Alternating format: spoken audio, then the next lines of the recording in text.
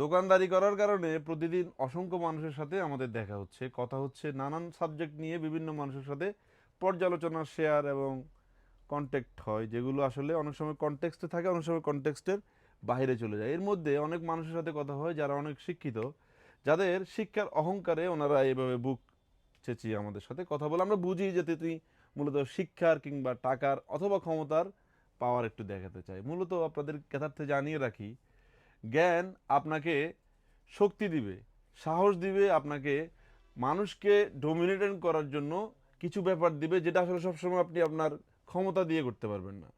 কিন্তু মূলত আপনি শিক্ষিত মানুষ হওয়ার পরেও যদি আপনার আচরণে মানুষ কষ্ট পায়, তাহলে বুঝতে হবে আপনি আসলে কি সত্যিকারের জ্ঞানী নন।